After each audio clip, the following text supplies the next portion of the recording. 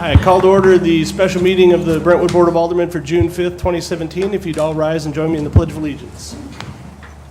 I pledge allegiance to the flag of the United States of America and to the republic for which it stands, one nation, under God, indivisible, with liberty and justice for all. We have a roll call, please. Alderman Dimmitt. Here. Alderman Kramer. Present. Alderman Leahy. Here. Alderman Lockmiller. Here. Alderwoman O'Neill. Here. Alderman Plufka. Here. Alderwoman Sims. Here. Alderman Weggie. Mayor Thornton. I'm here. Item number 3 on the agenda is the approval of this evening's agenda. I have, well, are there any amendments to the agenda? I have one that I'd like to make. Our public safety folks have informed me that they would like to defer all of the recognition under presentations till the next meeting. So that would be an amendment that. So moved, Your Honor. Second. It's been moved and seconded. Is there any objection to doing it by acclamation? Seeing none, we'll amend the agenda by acclamation. So item number 5, all of those will be postponed to the 19th. Any other additions, corrections to the agenda? No, approved as amended, then, Your Honor. Are there any objections to approving as amended? Okay, seeing none, we'll do that by acclamation. Item number 4 on the agenda, the approval of the minutes of the May 1st Board of Aldermen meeting. Are there any corrections to the minutes? Seeing none. Motion to approve as submitted, Your Honor. Second. Moved and seconded that we approve by, as submitted. All in favor say aye. Aye. Are there any opposed? Great. Item number 5 we've covered.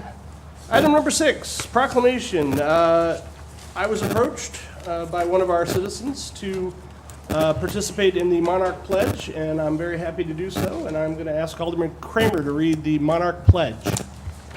Yes, sure, be happy to. In recognition of the Mayor's Monarch Pledge Day proclamation, whereas the monarch butterfly is an iconic North American species whose multi-generational migration and metamorphosis from caterpillar to butterfly has captured the imagination of millions of Americans.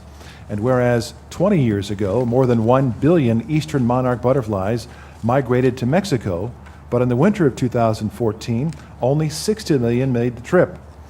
Whereas cities, towns, counties have a critical role to play to help save the monarch butterfly, and whereas every citizen of Brentwood can make a difference for the monarch by planting native milkweed and nectar plants to provide habitat for the monarch and pollinators in locations where people live, work, learn, play, and worship. And whereas on behalf of the people of Brentwood who have already joined me in creating healthy habitats for these magnificent butterflies, I'm honored to lead the way by signing the National Wildlife Federation's Mayor's Monarch Pledge so that the monarch butterfly will once again flourish across the continent. And now, therefore, I, Mayor Christopher Thornton, do hereby proclaim June 5, 2017 as Mayor's Monarch Pledge Day in the city of Brentwood, and urge all citizens to celebrate Mayor's Monarch Pledge Day and to support efforts to protect the monarch butterfly, and further, urge all citizens to create a healthy habitat by planting native milkweed and nectar plants to promote the well-being of this and other future monarch butterfly generations. Presented this 5th day of June, 2017. All right, thank you. Hopefully we will do our part to help keep the monarch butterfly thriving in Missouri and elsewhere. Your Honor, Yes, if I may kindly report, sure.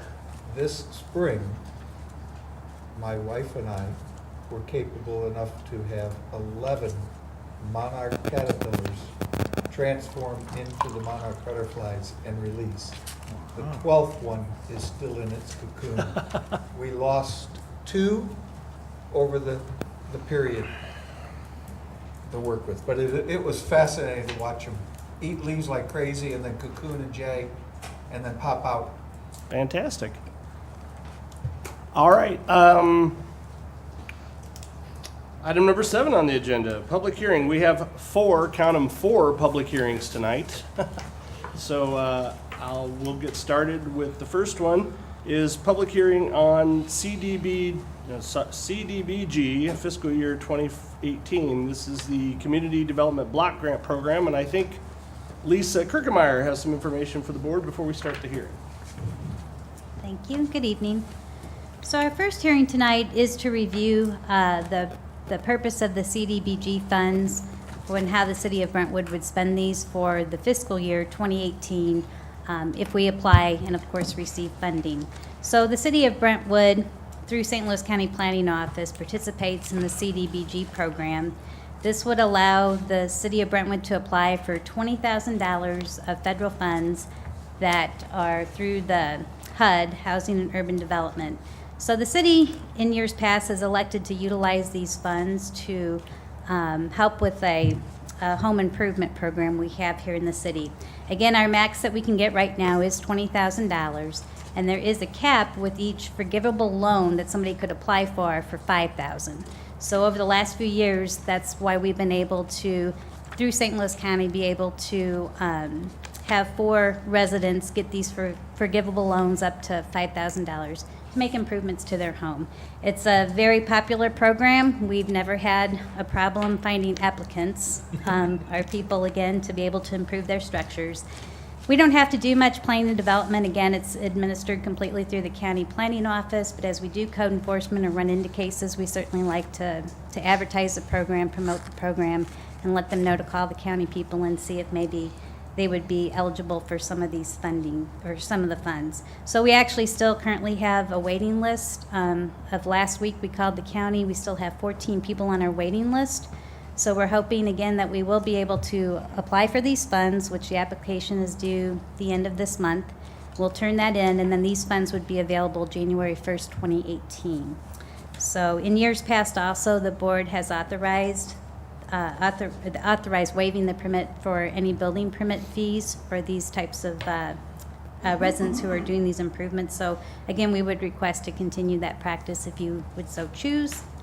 And I think that's basically it. So public hearing, we do have to, by the federal requirements, we have a sign-in sheet out by the table. If anyone is here to speak for the public hearing tonight, they are asked to sign in, and we also have information available in terms of what type of activities are eligible. That's also part of the requirements. So all that information is on the table outside.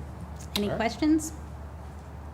Alderman Leahy. We have now authorized 2 different financing groups that have helped with home improvements in the way of working their savings and grants. Can I use both on one home? As far as I know, I mean, I don't know that other federal funds could be leveraged, but if there's some other incentive program that someone is offering, or, you know, something Well, even in the private sector. We have the PACE group, and then we authorize thing that they're looking at the energy savings and stuff. If the homeowner qualifies by the earnings arrangement and gets the grant for the $5,000, can they use that grant towards getting the energy saving arrangements to kind of stretch the money even further? I don't know for sure. I mean, the objectives of the 2 program are pretty different, but I don't know that for sure. Thank you. Any other questions? Okay, seeing none, thank you. I'm going to gavel in the public hearing on the Brentwood portion of the Community Development Block Grant. Is there anybody in the public who would like to come forward and speak to the Board of Aldermen regarding the Community Development Block Grant Program?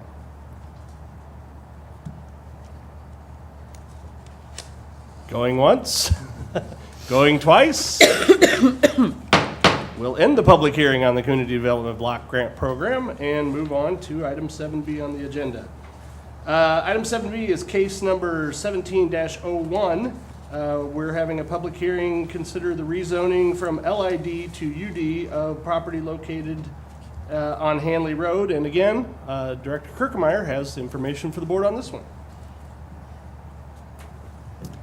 So as the mayor had mentioned, our second hearing tonight, the Planning and Zoning Commission at their last few months' meetings have reviewed a rezoning petition. It's actually a co-rezoning petition from 2 parties, EQH Brentwood LLC, and they would like to rezone property they own at 1693 and 1695 South Hanley Road. And the co-petitioner to the rezoning is the APA Adoption Center, which owns 1705 South Hanley Road. Those properties are currently zoned light industrial district, and they want to rezone the properties to UD urban development. In 1999 is when the city of Brentwood had actually created the UD district. The UD district is intended by site plan approval and other procedures set forth in the UD section to encourage the development of multifamily residential, retail or office uses, or combinations thereof, and foster coexisting mixed uses in the best interest of the city. So I wanted to point out a couple of things. Our present comprehensive plan that was done in 2006, it includes 2 land use categories, community mixed use and regional mixed use. Those 2 land use categories are supported by the UD zoning district as well as our planned development district and also our general commercial district. So the future land use plan map that is included in the current comp plan shows a large area that is zone light industrial to actually be used for regional mixed use. So this rezoning request is in line with our comprehensive plan objectives. Also, as part of the city's vision, it is anticipated that the Hanley Industrial Court and the parcels north of the industrial court, presently depicted as regional mixed use in the comp plan, they continue to convert from light industrial uses to business, personal uses, and also retail uses as well. So again, I think this is in line with the rezoning request. We also, I think, should encourage when we have co-petitioners rezone properties. That way, instead of everyone coming in separately, we can have plans for when people come in together that we can look at. I'm sorry, I lost my place here, but again, this should be encouraged. This will foster better planning and greater use and utility of all the parcels involved. Instead of fragmented individual developments, which is a result of separate ownership of properties, dated subdividing and zoning practices, adjacent landowners can become co-petitioners to rezone, redevelop, and improve their properties. So I think that's one of the main objectives. So at the May 10th Planning and Zoning Commission, they actually had requested that even though this is a co-petition, that they wanted to vote on the motion separately for each parcel. So that is how staff has prepared this tonight. There's actually 2 bills, one dealing with the rezoning of each one of these parcels separately. And that's all I have at the present time. Is there any questions? Any questions for Dr. Kirkemeyer? Okay, thank you. I'm going to gavel in the public hearing on case number 17-01, the rezoning of certain properties on South Hanley Road from light industrial to urban development. Would anyone care to come forward and address the board on this topic? I need to speak to both. Do you want me to do it at one time or? Yeah, probably best. We're going to do, what, 2 more of these? So, but as you like. I can do the conditional use. Yeah, probably best at the conditional use. Is that what you're saying, Jim? Okay. Okay. I think it'd be more. Sure. informative. Okay. Would anyone care to come forward and address the board on this rezoning petition? Is this rezoning for both properties? Is this for? No, that's for the one. This is for the rezoning of both, yes? Right. Yes. So they want to. Yeah, sure. My name's David Ziegler. I'm on the board of directors for the APA Adoption Center, and I'm here to represent the organization tonight. We are seeking a zoning change for our facility. The purpose of the zoning change is to ensure that we have a compliant by right use within the city. We have been in this location since 1947, and before that, we were right across the street at 1802 South Hanley since 1937. So we've been there for quite a long time. This is long before all the development has been going on around us and in the area. We've seen all of that come up. Our concern is that we don't feel that our current zoning adequately describes our use of the property. We're grandfathered in under an animal boarding use, but we do a lot more than that. We think our scope of services and our use is much broader, including animal adoption, veterinary care, animal shelter and rescue, and educational services. We have currently spent over $1 million, or recently spent over $1 million renovating our facility to make it a state-of-the-art adoption center. Our facility is unique and specialized, and if we were forced to move, the cost to recreate our facility would likely exceed our endowment. We would also lose the location that we think is critical to our success and our longevity. We currently help adopt between 3,000 and 4,000 animals per year, and we treat nearly 10,000 animals in our clinic. providing low-cost services for basic care of animals that they would most likely not get otherwise. We believe we provide a vital service to the community, and we help find homes for animals, many of whom are abandoned or surrendered to us by people that can no longer take care of them. By having a by right use, we will ensure that we will be able to stay in this location regardless of the continued development around us. Our goal is to continue to our operation within Brentwood as long as there are abandoned animals that need to find new homes, and to continue to educate the public on the importance of spay-neuter and animal population control. And just as a last note, we did plant some milkweed this last weekend, so we're helping the butterflies as well. Thank you, David. Thank you. I'll add as a last note to that, I adopted a wonderful cat for my wife for Christmas, and it's working out just great. No, good, thank you. Alderman Lay? May I ask Ms. Lisa some questions? Sure. But why don't we do that during the bill and not during the public hearing? Thank you, sir. I'll be happy to wait. Any further public comment? Going once, going twice. We close the public comment on case number 1701. Brings us to item 7C, which is case number 1702, public hearing to consider a conditional use permit and site plan for the hotel at 1693 and 1695 Hanley Road. The applicant is EQH Brentwood LLC. And again, Director Kirkemeyer has information for the board. This is the Lisa Kirkemeyer Show. So, yes, all these public hearings are somewhat connected or related to one another this evening. So the last public hearing, again, was for the rezoning of properties of both the proposed hotel site and the APA Adoption Center. So this third hearing that we had this evening is along with the rezoning of the hotel property. If it is zoned to UD urban development, then hotels are permitted by conditional use in the UD district. So therefore, they were also required to submit a site plan and conditional use permit approval. So that's what the second hearing is for.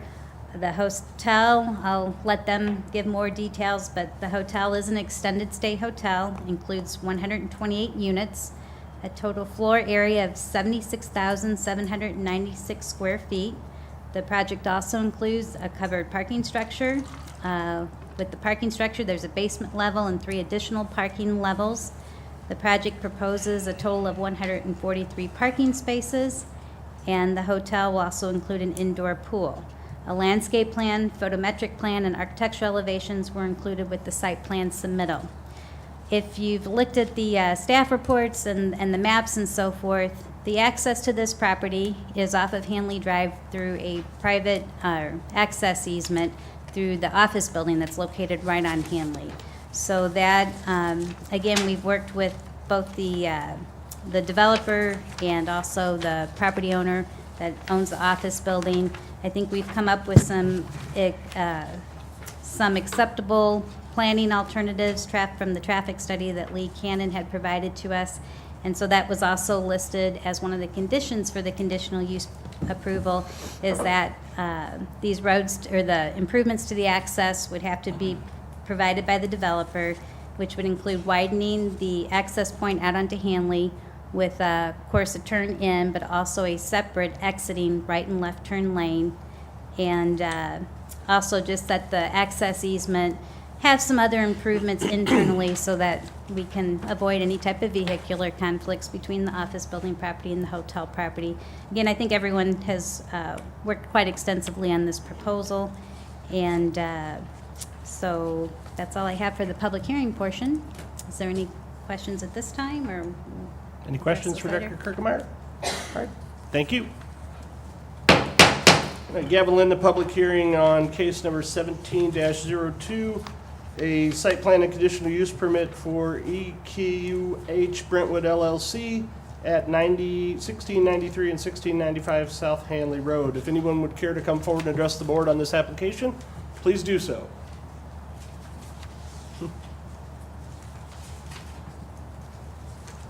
Good evening. Members of the Board of Aldermen, I'd like to thank you for your time. I'm here to seek your approval in favor of the newest hotel project. our firm's working on currently. We've gone through quite a process with P&Z, so they've seen, and heard a lot of things. But I wanted to give you sort of my version of events leading up to this, tell you about the site, tell you about the franchise, why we're doing the hotel project we're doing, why the site, give you the background to it, what benefit is for the city. Again, my name is Greg Mullinex. I'm with EQH Brentwood. I'm speaking in favor of this project as the owner of 1693 and 1695 Hanley Road. I am, along with my brother as my partner, the developer of the project in front of you, ultimately the hotel owner, the hotel franchisee, and the hotel operator. My company, Equus Hotels, we are located here in Brentwood. We are actually in the Magna Place building. We've been here since 1999. And we currently, between all of our hotels, have about 300 employees as strictly a hotel operations company. We've been, both my partner and myself, have been involved locally in the apartment, multifamily, and housing, single-family home business since the early 1990s. And in fact, we did 2 projects in the late 90s, both in Brentwood, Yorkshire Lane, and Brentwood Heights, which were successful, I think, both for the city and for the developer. So we're very familiar with the city and believe fully in this location from many avenues. In 1995, mid-90s, we entered the hotel and lodging business. And since then, we've developed 15 hotels between St. Louis, Indianapolis, Kansas City, and the Washington, D.C. metro area. This hotel will be our 16th hotel if it moves forward. All of our projects out of the 16 fly the flags of Hilton or Marriott specifically. They are both the leading hotel companies in the lodging industry. Not only are we a developer of upscale hotel projects, but we still own, and we own most of what we do, but we still own the first hotel we did in 1995 as sort of an example of the fact we will stick with it. We also currently own 2 hotels locally, what we consider more the Midtown, Mid-County area. You may be familiar with them, the Homewood Suites across from the Galleria off Clayton Road, and the former Danielle Hotel, which is now the Hampton Inn and Suites, which opened in 2014. Again, I'm here to ask your consideration in voting in favor of the Planning and Zoning Commission's recommendations to approve our request for the rezoning and conditional use permit for our 128-room hotel, the Town Place Suites Hotel by Marriott. Why a hotel on this site specifically? We look at it as there's an existing unmet market demand for lodging in the Mid-County area. We've successfully developed upscale Marriott and Hilton hotels throughout our history, and based upon the strong performance of our 2 hotels in the immediate Mid-County area, the 2 I just mentioned, and the area's competitive set, so everything around those 2 hotels that competes with it, we had been seeking a site specifically for Town Place Suites for many years. And due to economic conditions and due to the fact that finding a site in this area is extremely scarce. It is very difficult to find something that works for a hotel in specifically this area, despite the unmet need. Specifically, when I say unmet need, I know there is one because of the performance of our Homewood Suites Hotel, as an example, and our Hampton. But if you think about our Homewood Suites Hotel, which opened in 2009, it has been the market leader of all the hotels in its competitive set. Both Brentwood, Clayton, start going out towards hotels near Cortex. This is even after, and this is from 2009 to today, there's been the addition of the 210-room Drury Inn and Suites in Brentwood, which didn't affect it. Our 106-room Hampton Inn and Suites in Clayton. The 107-room Home 2 Suites in Hilton, by Hilton, right near Kings Highway and I-64. This would normally speak to, hey, the Homewood Suites got a great product, great location. It's outperforming the market despite these guys. However, when you consider, along with all the hotels I mentioned, you still have the Residence Inn at the Galleria.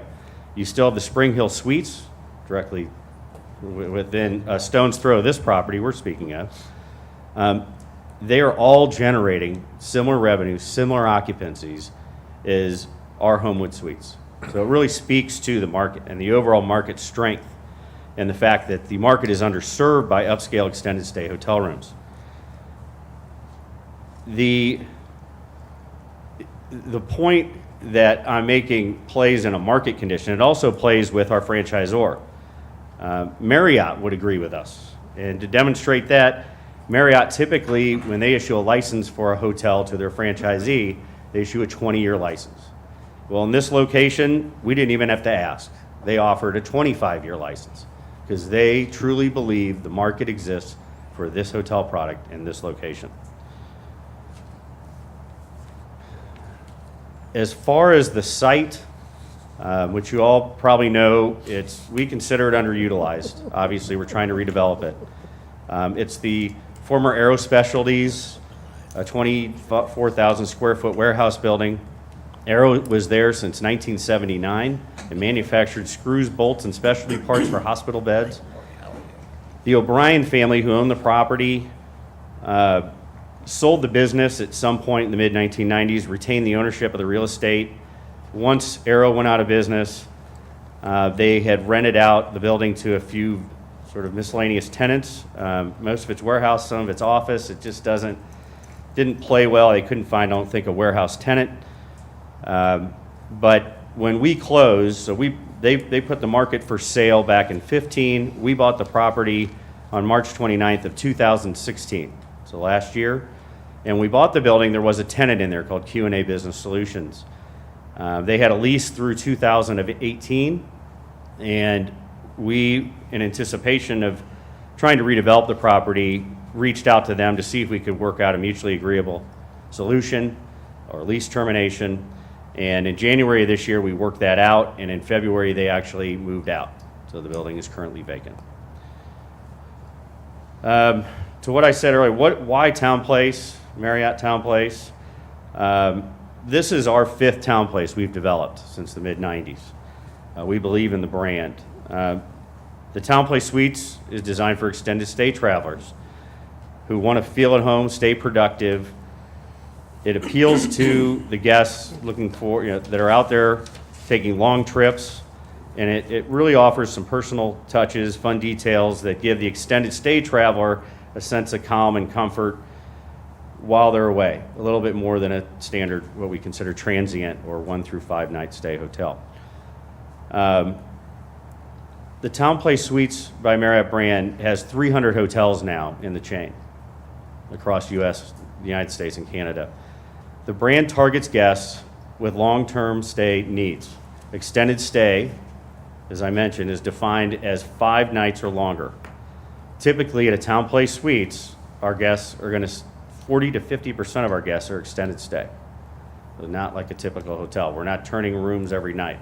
Almost half of the hotel is there, and they're there for a period of time over 5 nights. 5 to 30 is what I would typically say. Basically, our rates we charge for our suites are lower depending on the length of your stay. Our 30-day rate, as an example, would charge a price of nearly $95 to $110 in this location. And it's based on seasonality. That's why I varied the rate. That, if you just did the math and tried to compare it to an apartment, that's about $3,000 for a 30-night stay. Our hotel rates for our 1 to 4 night guests, just to give you that range, is about $130 to $189 based upon what room and seasonality again. However, we're not looking for people just looking for a few nights. We're really targeting project-based professionals, which do exist in this market. Attorneys, accountants, engineers, general business, such as sales and training, and medical professionals. All rooms are configured as suites with room types such as a studio or one bedroom. All suites have fully equipped kitchens. They include utensils, a dishwasher, a full-size refrigerator, and a microwave. Living areas have a home office. The closets have what Marriott has partnered with the Container Store, and they give them custom closet solutions where you can remake your closet if you stay there for a long period of time. Just moving shelving around, it's pretty unique actually. And it feels more like a home that way. Have showers in many of the suites with glass enclosures. The lobby, expansive public space, soft seating areas for guests to collaborate. A lot of business people in the hotel. Soft seating is provided in an area called the morning break. It's provided for our daily complimentary, in our area where we provide our daily complimentary hot breakfast buffet. We also have a 24/7 market, and we have free coffee and tea throughout the day. The other amenities I would mention, we do have a business center, an exercise room, and a pool to offer. A lot of the extended stay guests we have really enjoy utilizing their kitchens. It's not like a typical hotel where you go in, you get a beer downstairs or something from the market, you just go up to your room, you eat it, you go to bed. A lot of ours like to socialize in the common areas. And due to that, Town Place Suites offers an outdoor gathering patio with Weber grills. They have a whole setup in a partnership actually with Weber. And it really is, from our experience with the 5 hotels we have, a true social environment where everybody engages each other that's staying for long periods of time. All that said about the amenities, I think it's really important to consider the power of the brand, Marriott. Marriott is the world's largest hotel company. They have a market cap of close to $35 billion today. They offer 30 hotel brands in 120 countries. They have 6,000 hotels and over 1.2 million hotel rooms, with another 200,000 in their pipeline, up and coming. The interesting thing today is the Marriott Rewards. Marriott just recently bought Starwood. Starwood, Marriott went from 20 brands to 30 brands when they bought Starwood, but they also gained all the loyalty program members of Starwood, which to them is a big hit, which is why they went after it. So not only do we have the Marriott Rewards customers, which were about 85 million people, we're adding to that number about another 20 million people, so that adds additional dedicated customers. What also I'd like to mention, Marriott, in terms of a brand, and with Town Place Suites, through all the booking channels now, because you have social media, web, and you have what used to be 1-800-MARRIOTT, which I don't think anybody uses anymore. Pretty unique. They have 64% of all their bookings come through their own reservation channels. Pretty unique. We will do direct selling because it's extended stay and we want to do local businesses, but that is the highest of all brands in the industry. So in summary, I'm asking the council's consideration to vote in favor of the planning and zoning recommendation to approve our project. Our project will redevelop an underutilized property in one of the greatest retail areas in all the metro area, bringing it into the city's comprehensive plan for zoning, bringing 25 to 30 permanent jobs to the city, and our customers will bring additional sales tax revenues throughout Brentwood's existing businesses, stores, and restaurants, while providing an upscale hotel project and a quality business operation. I'd like to thank you all for your consideration today. Thank you, Greg. Thanks. Would anyone else care to come forward and address the board? Going once? Going twice? Close the public comment on case number 1702. We have one more. Public comment on case number 1705, a hearing to consider petition to amend section 414 of the Urban Development District. I'll let Lisa tell you all about it.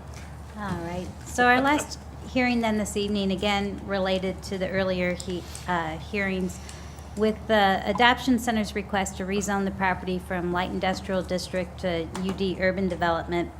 As what was also noted in Mr. Ziegler's comments earlier was that the adoption center isn't clearly a permitted use in the light industrial district. So their last request this evening would be for consideration to add as a permitted use in the UD district the following.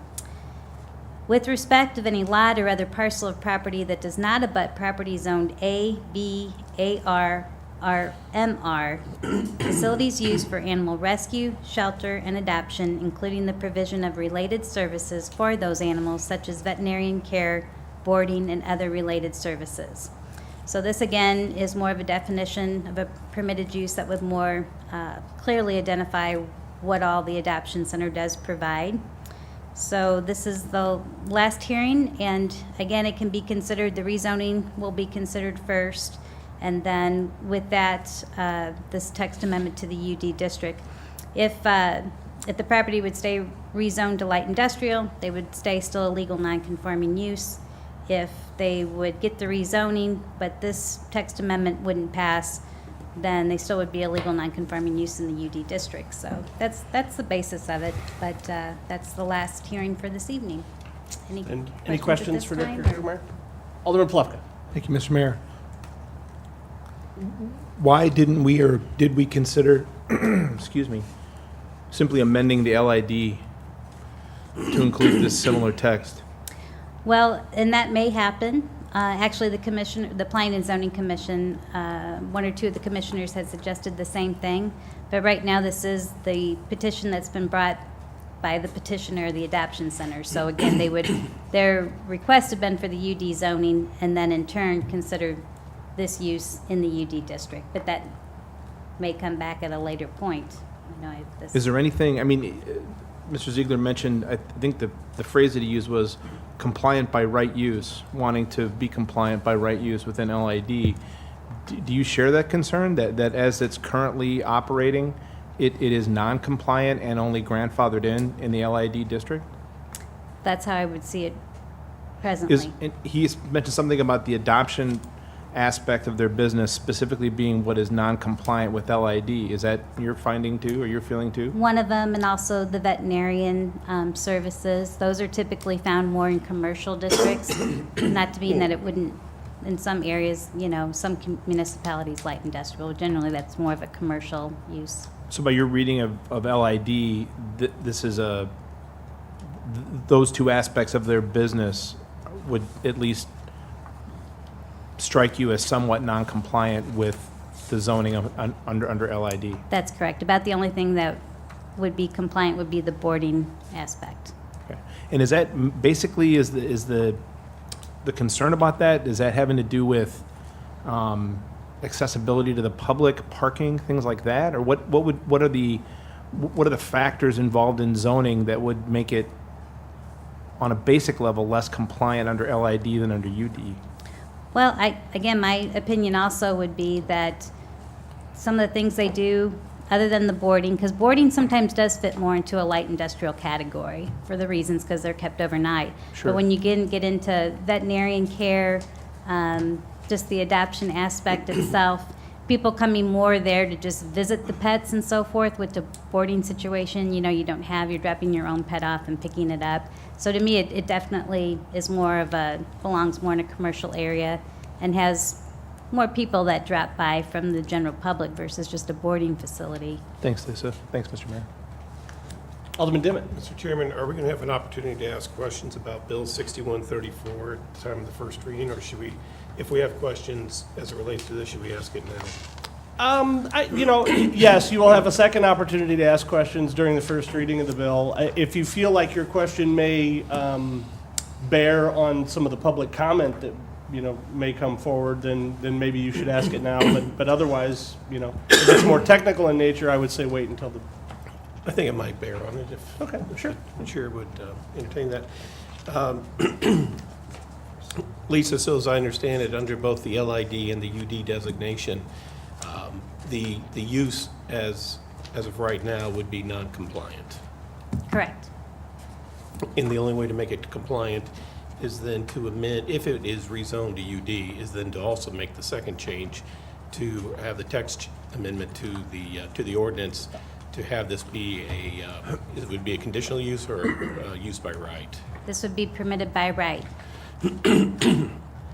So, under either scenario, that being UD or LID, the user is grandfathered in.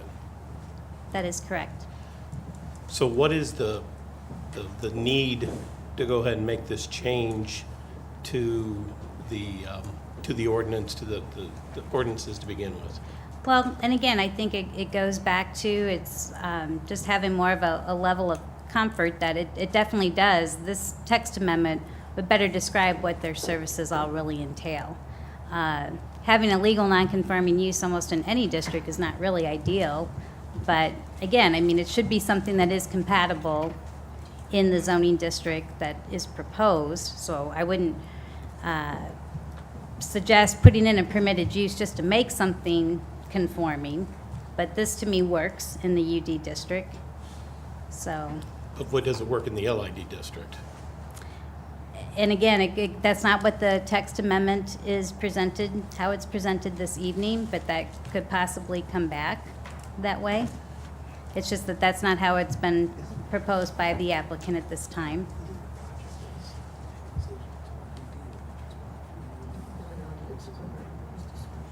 Oh, hang on. I didn't know if Alderman Dimmitt was finished. I'm still thinking. Mr. That's what I Chairman. thought. Thank you. Okay, I have no further. Alderman Lockwood. As You- we We can start come back if you want. using the UD, Lisa, as we start using the UD more often in certain areas that we'd like to, especially in the light industrial, if we make this a permitted use, then other parcels could someday be used under this use? Am I making sense? Right, I mean, if it would get adopted the way it's presented, and if there is another adoption center, pet adoption center, then it could also be allowed in the UD district if this was So in approved. UD, we're leaning that direction because you can do a lot of mixed use with residential and commercial together in that type of district. And then we'd be also permitting these type of facilities among those type of uses under permitted. Why not consider it under conditional uses? Why did they go for? Just let me chime in here real quick, because I think there might be some part of this that maybe people aren't getting is the text amendment has been proposed by the applicant. So they have come to us and said, hey, this is what we would like you to do. Under permitted use? Right. And so we're free to say, no, we don't want to do that. But this isn't something that Lisa cooked up to say, hey, this is where we think we should stick it. The applicant has come to us and said, hey, we'd like you to consider doing this. Specifically? So, right. Okay. So, is that clear? I mean, does that make sense? No, It's that not makes- like we sat around and said, well, this is the best thing. No, It's that's what the correct. applicant is asking us to do. Right. Alderman Lee. Well, thank you, Your Honor, for that clarification, because I'm reading what's been put in the packet. I'm on page 2 of 4. We have the April 12th meeting in which the text amendment you're asking about does not pass, and it states that it failed and would not be forwarded to the board, yet here we're talking about incorporating a text amendment into a UD district. Is there something that happened between April 12th and now that makes all of this flow? If So, I'm- so unless the applicant decides to withdraw their petition, Okay. any petition can still move forward to the Board of Aldermen for action, even if it did not receive a favorable recommendation by the Planning and Zoning Commission. And so it was a tie vote, so still the motion failed. But Okay. again, that's their decision to still move it forward. So all you're doing in your packet is to let us know what that vote was and to move it, because you're stating in the packet, it won't come forward, but here it is. Well, I don't know for sure. That might have been an error in the minutes. I mean, on the staff report, the text amendment is presented to the Board of Aldermen without a favorable recommendation from the commission. Okay. And in your packet, it specifically is to allow an adoption center and its ancillary services as permitted use in the UD district failed by a vote of 6 and 6 and was not forwarded to the Board of Aldermen well, for consideration. Yeah. That's Just for in the- clarification, that doesn't happen. If an application is made, the Planning and Okay. Zoning Commission makes a recommendation, it comes to us. I think what I Regardless. heard you say, it's not forwarded with a favorable recommendation. It says just not forwarded. Well, It doesn't give me any other, that's why I'm asking. How did it get here if it's not being forwarded? It got here because any application that goes before P and Z ends up right here. So that's why it's here. May I ask a second question? Certainly. With the APA plans, their request is to go from light over to UD. But inside the Brentwood Code, it says if we wish to do this, a site plan shall be presented. Now we're asking the board to remove the shall as a requirement and allow us to make the change with a potential of a site plan for this rezoning to come back at some other later date.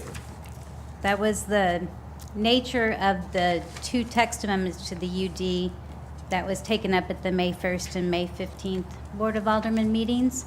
So that helped to clarify that when the APA, again, if they would re-rezone to UD and would have plans to expand or alter their site plan, that they would have to come back before the Planning and Zoning Commission and the Board of Aldermen under Article 9, so. But under our current code, if they wish a zoning change, am I correct that the zoning requires that the applicant shall or present a site plan for consideration for the zoning change? Yes. But we don't have a site plan at this time.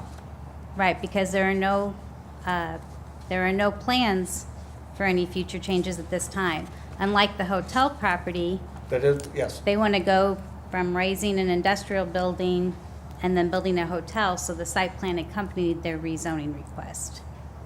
Thank you, Ron. Okay. Alderman Dimmitt? Can I make one comment? No. Alderman Dimmitt? No, I just want to clarify about the 6-6 vote. It was a Okay. tie vote. Thank you. Okay. All right. I'm gonna gavel in the public hearing on case number 17-05, a public hearing to consider the petition to amend the urban development district by what we just talked about for 20 minutes. Would anyone care to come forward and address the board?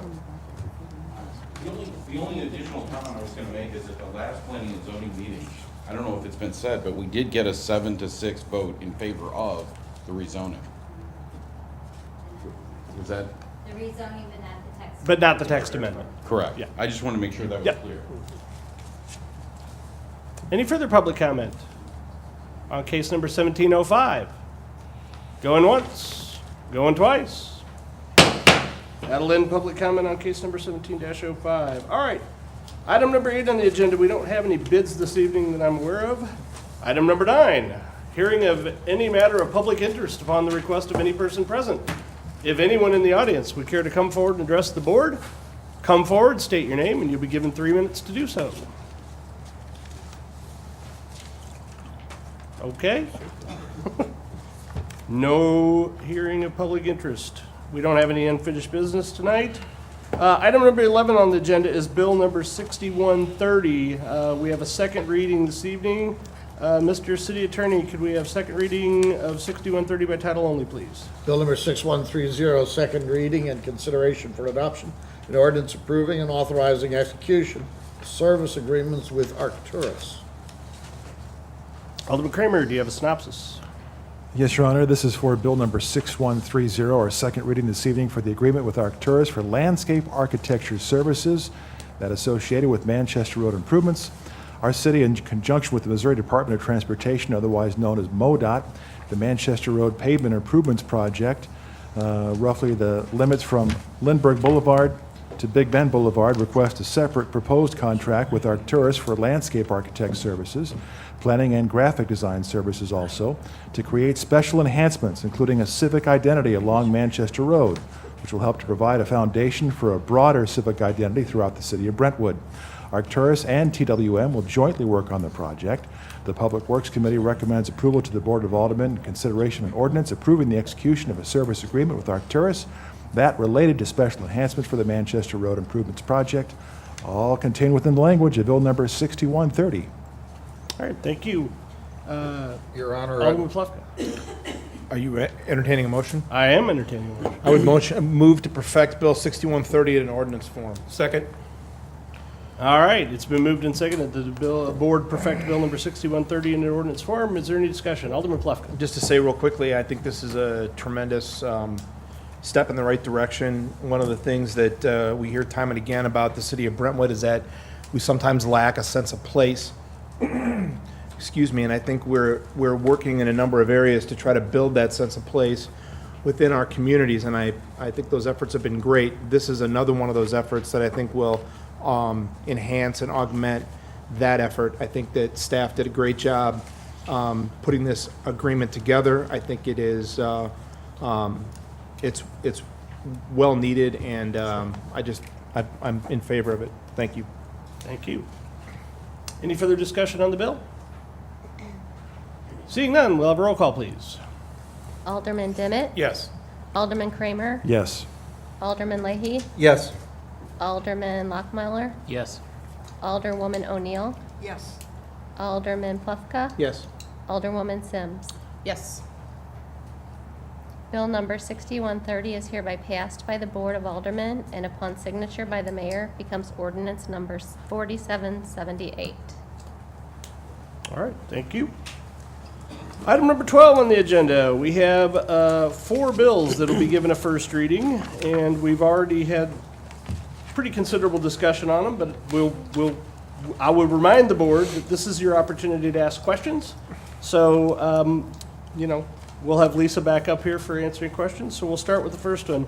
Mr. City Attorney, Bill number 6131, first reading by title only, please. Bill number 6131, first reading.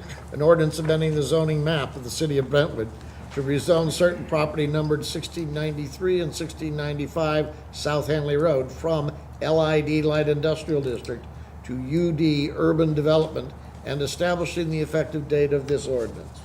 Alderman Kramer, synopsis, please.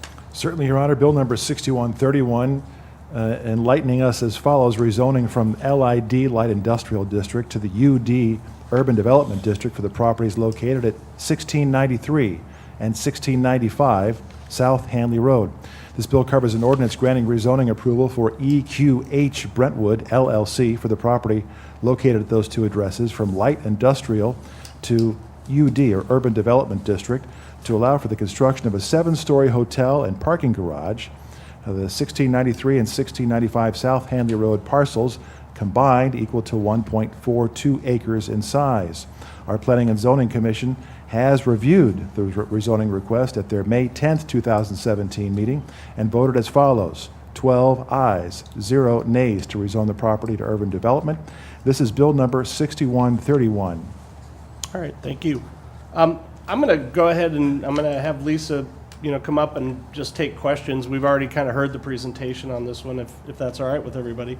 I'm going to further clarify that, just in case everybody wasn't clear on what exactly this bill does, this is the rezoning of the parcels that are considered for the hotel project only, all right? So this is only the hotel project parcels.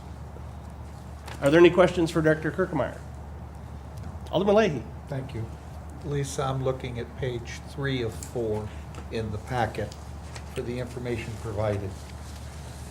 You're doing a comparison chart for the development criteria LID and the development criteria for UD.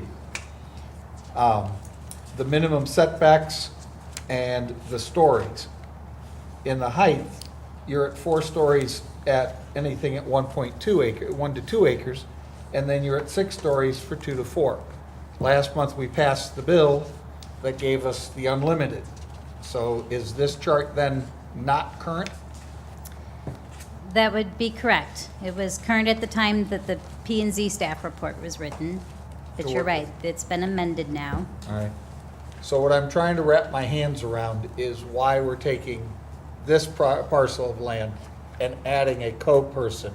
I was trying to see if that was because we were trying to get more acreage to be able to go higher in height. But I was going, no, that doesn't fit with what we did last month. Is there an explanation as to why the partnership to make this all work? Is there a land usage or something that's going on that we're not aware of? So, again, in this particular area, there's really 3 properties that are left that are light industrial. And then on the zoning map, the properties to the north is where the planned development starts. And the properties to the south is where the Hanley Station is, which was zone UD. So the 3 parcels that I'm referring to is actually the Whalen Security Building that fronts Hanley, then the parcels for the hotel project, proposed hotel project, and then the APA Adoption Center. Ideally, to kind of fill in the land use map and to follow the objectives of the comprehensive plan, it was even thrown out to maybe try to get all 3 property owners to join the petition. But as it turned out, the adoption center was excited about it. The hotel people obviously needed it, and that's why we're here today. To answer your question, though, from the approvals that were given at the May 15th Board of Aldermen meeting for those previous UD text amendments, this does now has been amended. So the hotel project could independently be allowed to, apply for a 6-story hotel based on what was amended. Thing to work So with. they don't need to have the 2 parcels together. In this request to also change, well, we're staying with the zoning arrangement. My question is headed towards the potential future usage of making a connection path into Metro. Should we deal with that at the next activity? That's probably more related to the conditional use permit, but I mean, let's face it, folks, we're gonna be talking about all 3 of these things, so, I mean, ask it now, ask it later, no big deal. I like the proposal of looking forward to get to the Metrolink from this facility. Was there any discussion during the planning and zoning arrangement as to a timeline when that futuristic connection might be made versus that futuristic connection getting lost over time and not complied to or completed? Well, I think what we'll do again, if this would get approved, then the drawings would need to be revised for the project. That's why on the ordinance, there just has dated, but there's a blank there for the documents. So ideally, I think what should happen is that there should just be a strip that would be identified on the site plan to show how you would get over, because really you can just go on over then to buy state property. So they own the old right-of-way. Okay. So it's technically not difficult to do, but in order to preserve that, so again, it maybe doesn't get lost just in the words of an ordinance that could be shown on the site plan. Okay, yes, I understand what you're saying, but was there any timeline presented that this might get accomplished? And that I would not know. I mean, Okay. Bi-State hasn't made any progress that I'm aware of to put in the other station that was talked about About- 5-6 years ago, I guess, so. Thank you, Your Honor. To give further information on that, my take on that one is, and this is just Chris Thornton's opinion, but if we want something like that to happen, it'll be something that we have to sort of push a little bit. Gee, like the $6 million bridge over the Strasser Avenue? Very similar, yes. Very similar. Thank you, sir. Any further questions for Director Kirkemeyer? All right, thank you. We're going to move to 12B, and that's ordinance number 6132. Mr. City Attorney, can we have first reading by title only, please? Bill number 6132, first reading, an ordinance amending the zoning map of the city of Brentwood to rezone certain property numbered 1705 South Hanley Road from LID Light Industrial District to UD Urban Development and establishing the effective date of this ordinance. Thank you. Alderman Kramer, synopsis? Your Honor, I believe we're looking at 6132, is that correct? Correct. First reading, the amending in the zoning map from Light Industrial District to UD Urban Development District for the properties there at 1705 South Handley Road. Covers an ordinance granting rezoning approval for the APA Adoption Center for the property at that address from LID Light Industrial District to the UD Urban Development District. That to allow the continuation of the APA Adoption Center. Parcel is 1.38 acres in size. Although the APA Adoption Center does not have current plans to expand, they're interested in rezoning from LID to UD in order to allow for additional or expanded array of uses for their property, which would be regulated by future site plan approval. Our Planning and Zoning Commission has reviewed the rezoning request at their May 10th, 2017 meeting and voted as follows: 7 ayes and 6 nays voted to rezone the property to urban development. That is Bill number 6132. All right, thank you. So again, we'll do the same thing, just questions at this point, I think. Do we have questions for Director Kirkmeyer on this one? Alderman Plefka. Thank you, Lisa. So really, B and D are to some extent tied. I mean, we've talked about this a couple of different times tonight already, but you had mentioned something previously during public comment that I wanted you to just try to elaborate for us. What if this rezoning fails, will a similar, do you have any way to know whether a similar effort to try to amend LID in a text manner will be forthcoming? We could do that. I don't know timetable on that. I think we have to keep in mind we're right now getting in our third and final phase of our comprehensive plan. And generally, after your comprehensive plan is adopted, you go through and look at all sorts of zoning recommendations. So timing on that, I don't know, but that certainly is a possibility. And I think it could perhaps be looked at that time.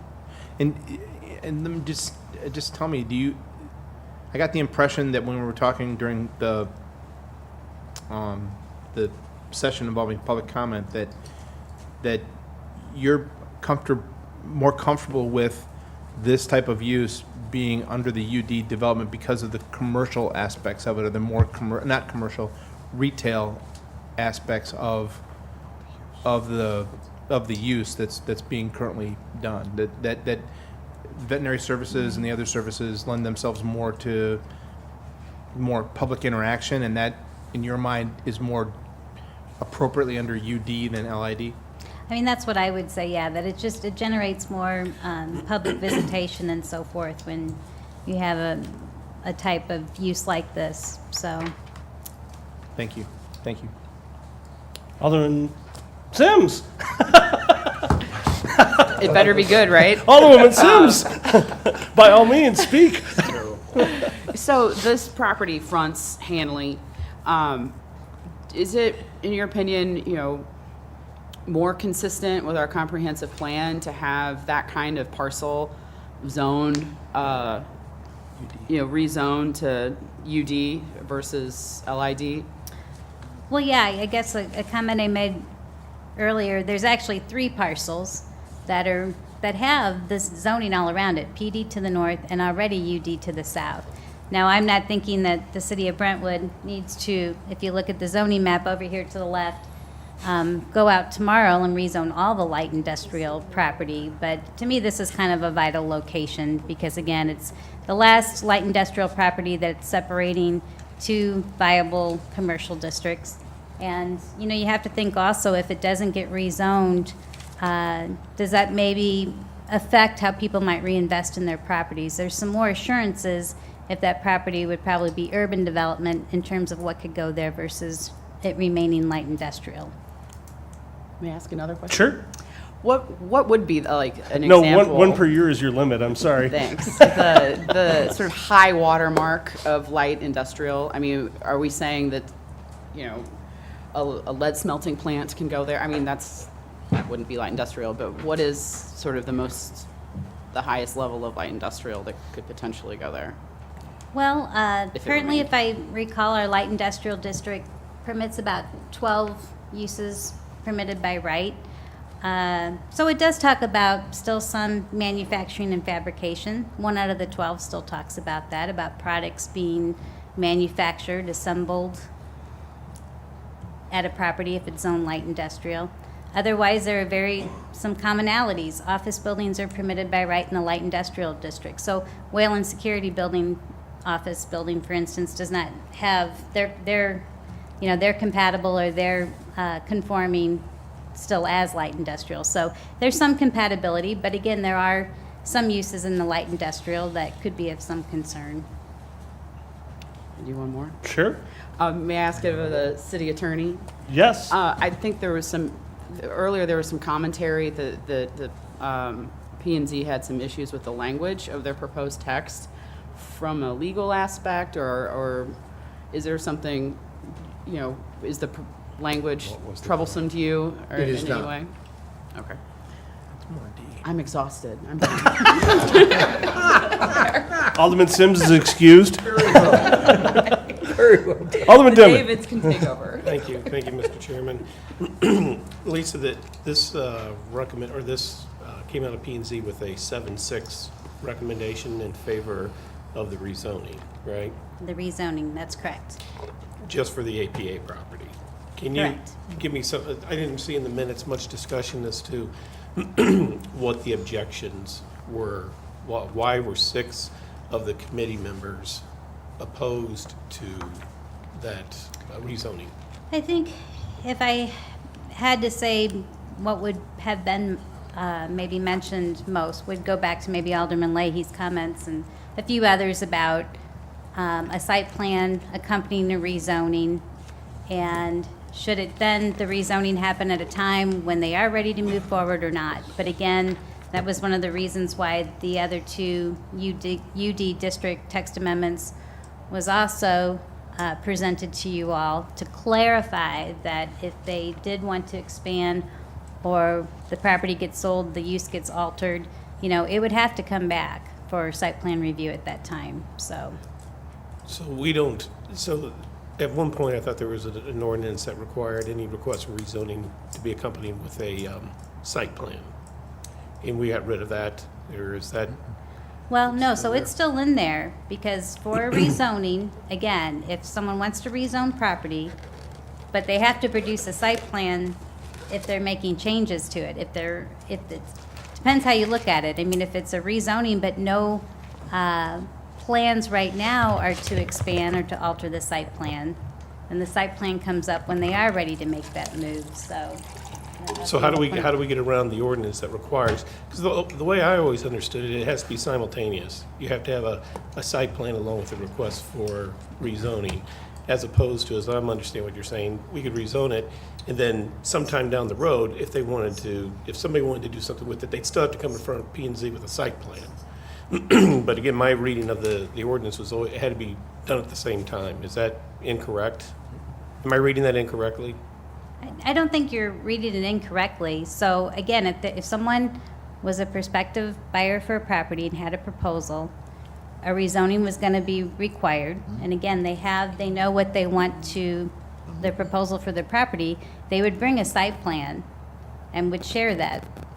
So, but if there is no expansion or alteration at this time, then the site plan, there's no site plan to bring forward. So then that's all I'm getting to, is it doesn't seem like there's any reason to rezone it then. Since there is no site plan that's accompanying this request for rezoning in the first place. And I understand, that's my understanding why the ordinance was written the way that it was written.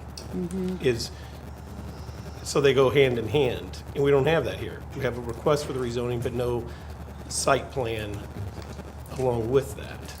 But again, I guess I would also say that in this particular case, I can't say this 100% of the time, but in this particular case, I think it's wise that, in fact, if all 3 parcels would have wanted to go to UD, I mean, we'd be having the same conversation if the third party would have wanted to get his property rezoned at the same time. So, there's pros and cons to that way of thinking, but.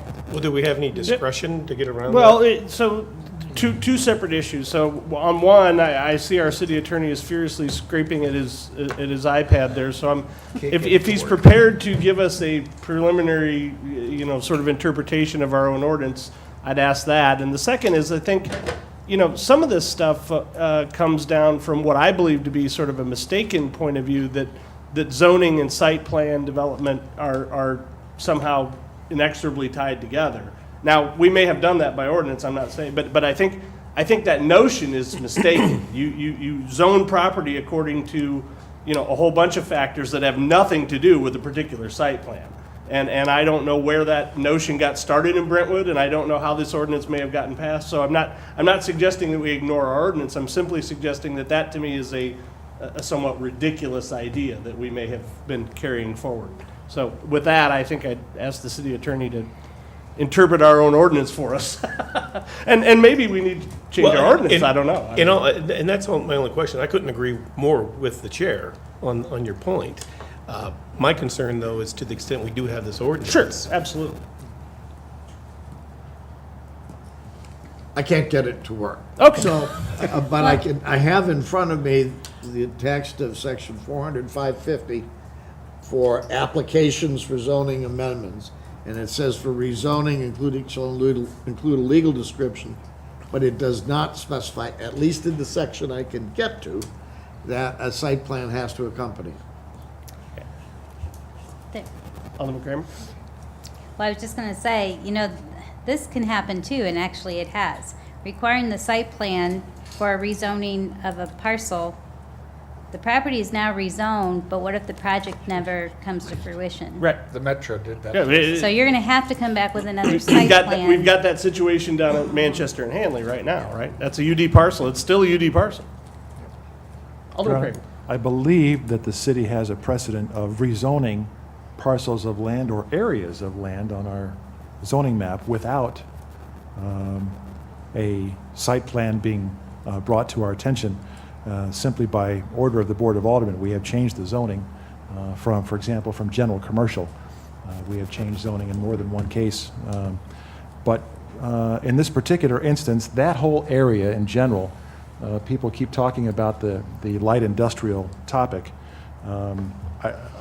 In the future, I really do believe that the Hanley Industrial Park or Hanley Omni Park, whatever it turns out to be, will be transformed into urban development and/or mixed use and/or planned development, whatever it turns out to be. Light industrial is going to go by the wayside, and I think it's just a matter of time before it all becomes that. Thank you. Alderman Leahy? Thank you, Your Honor. Lisa, 3 years ago, I think, is when the APA came to the city of Brentwood saying we want to remodel and redo our whole facility. Was not the UD district available at that time for them to switch to? It would have been available. So is it inappropriate if the city goes back and says, based on this project being done, with all their remodeling of $1 million to clean up their facility and modernize it, to help justify moving us to the UD district? Would that be permissible as to help supporting making this happen? I mean, I think that's up to individual opinions, so. I think where you run into trouble, I'm going to just, again, for the board's edification on these topics, we had a similar situation with a non-conforming use on Manchester Road. Uncle Bob's wanted to do a fairly significant renovation of their property. And because the renovation turned out to be more than, I can't remember what the percentage is in our code. 50. So, what they wanted to do was a non-conforming use, they were prohibited from doing that project because it would have exceeded 50% of the value. And so that's the situation that you find is if the APA wanted to do something that would run north of 50% of the value of their property, they would then find themselves in a position where they would not be able to do it because they would lose their non-conforming status.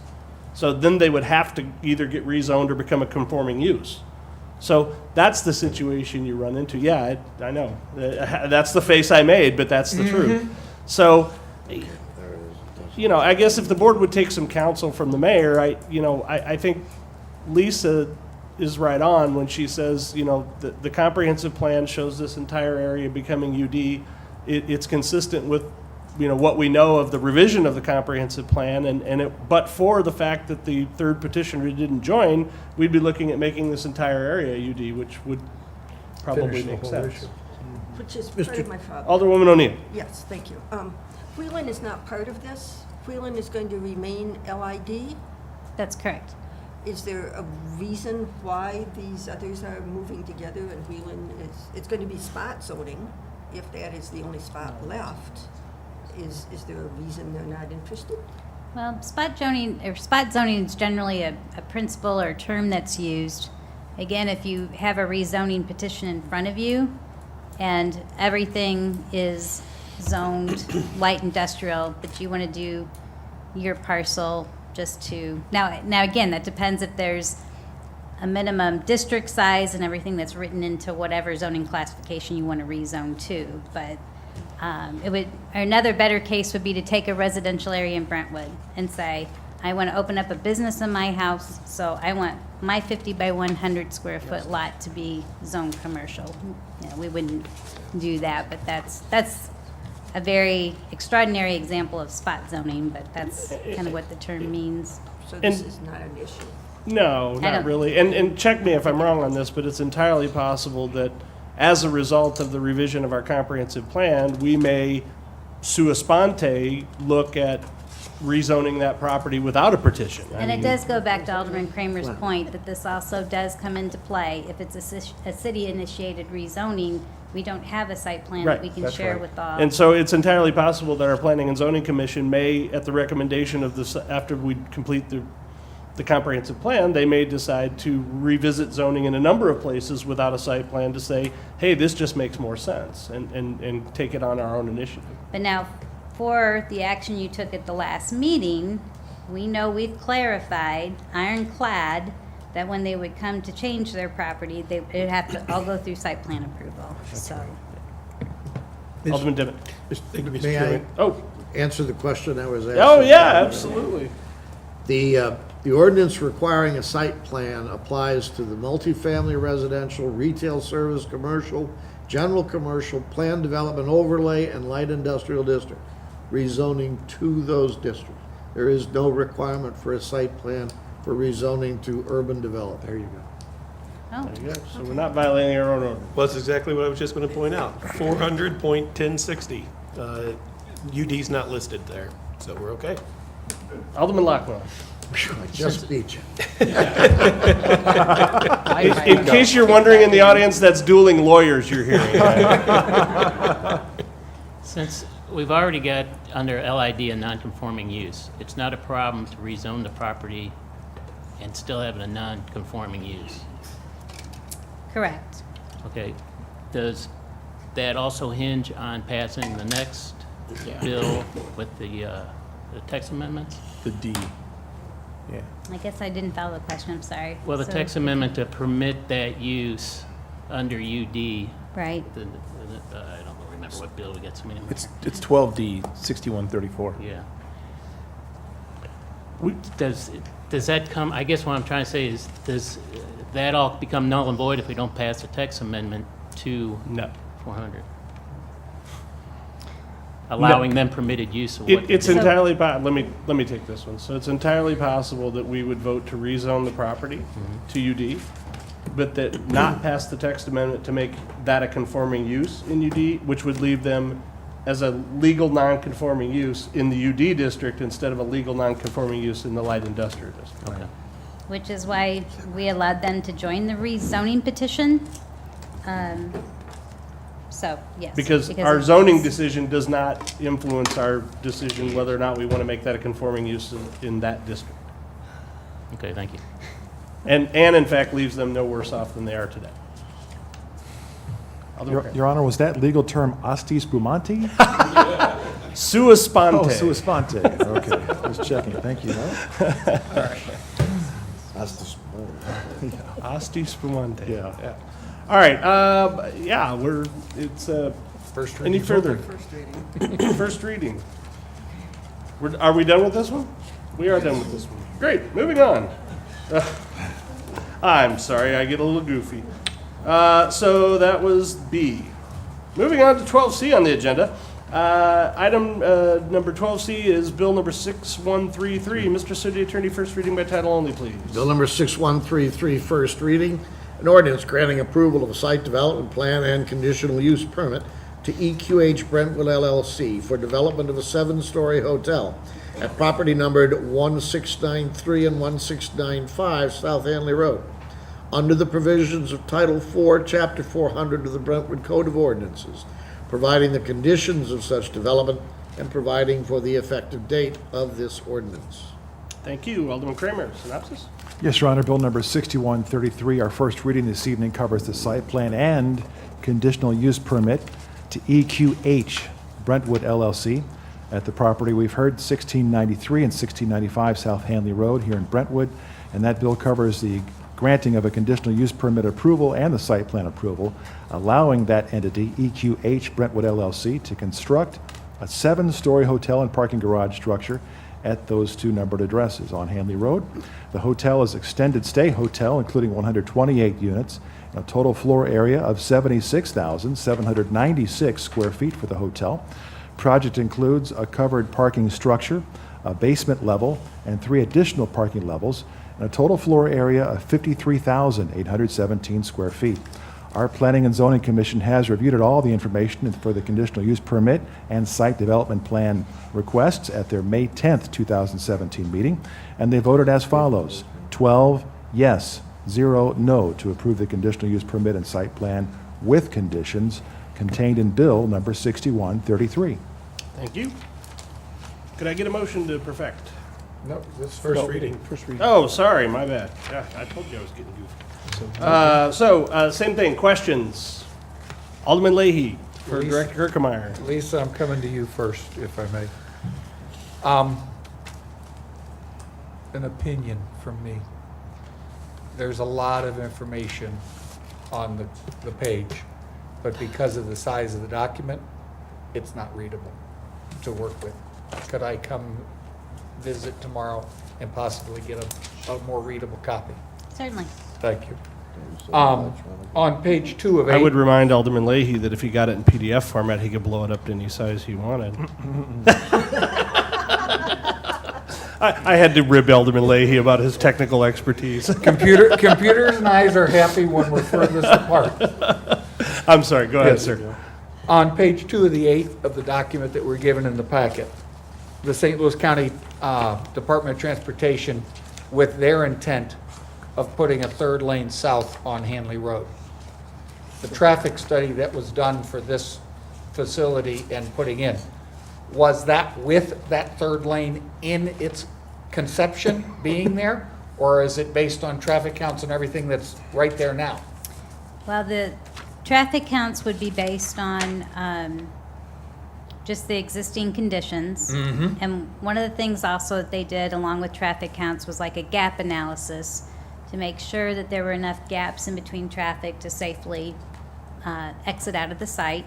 So in preparation of knowing that St. Louis County has that project on, I guess, the front burner, but we've had several meetings with St. Louis County. And so, I mean, but again, in terms to answer your question with the traffic study, it would be based upon your What's current. existing conditions. Thus, and I was headed right to the gap analysis Okay. to work with. When you put 3 lanes south versus 2 lanes south, I gotta foresee that the gap analysis changes big time to work with, to the point that I'm not sure how safe we're making the arrangement to pull the left-hand turn out of here across 3 lanes to get you into the turn lane to get you onto northbound. Well, except again, when it comes to traffic studies, you are evaluating what the existing conditions are to base it upon future transportation projects that may not happen. So- Understand, but I foresee a problem with the guest from the hotel getting out and wanting to make a left, headed towards Clayton, and cutting across 3 lanes of Hanley. I think that somebody needs to look at that a little bit more, because I think that's gonna create them a problem, especially at the early morning hours and at evening hours coming back to work with.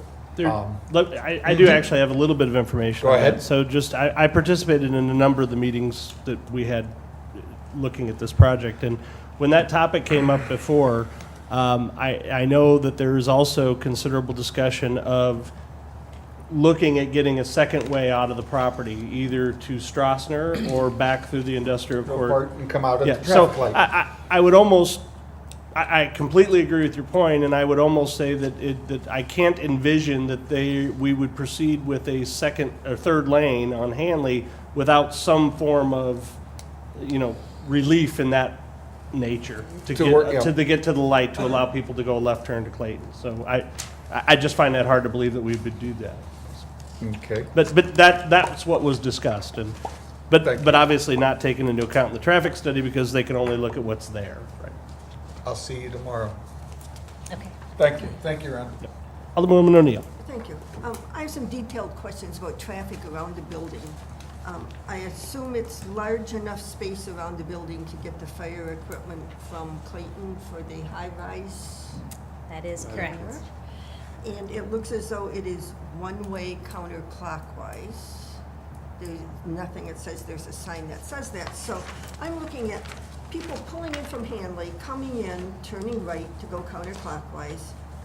And it looks as though where they unload is right next to the door on the parking garage. So if they unload, their car has to go 360 around there to get into the garage because it can't levitate sideways and get into the parking garage where the door is located. Am I reading this wrong? I think maybe if it's all right, we have the development team here. Would it be best that they would, Would the board I care to mean- hear that question answered? Sure. it's kind of a Okay, yeah. design Is it feature, I an would architect say. question? That almost sounds like an architect question. Oh, look, they have some. I know they brought their boards along, so they really wanted to. I can see it. They didn't, they paid me enough to get it through. Oh, well. We'll collect later.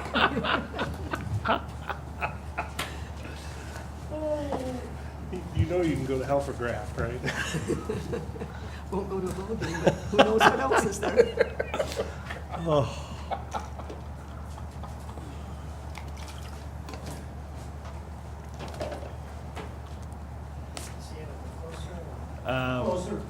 You have to, yeah, you're gonna have to be at the mic also. Well, I mean, Pull it back. now it needs to be angled a little Yeah. differently. You gotta let everybody see. There you, nope, there you go. Close enough. All right.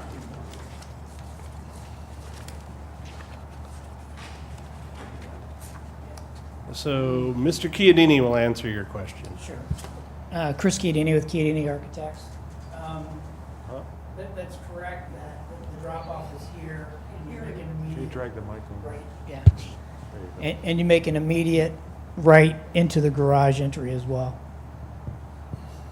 There's enough room to clear, to park here and turn into the garage entry versus having to go all the way around the hotel to get in the garage. Why not? Why, can I ask, why isn't the garage opening 50 feet north? I can answer that because the slope of that property is pretty significant there. And so by the time you get 50 feet north, you're talking about being on the, what, first story of the garage, Chris? Well, your question is, why isn't it further back, or?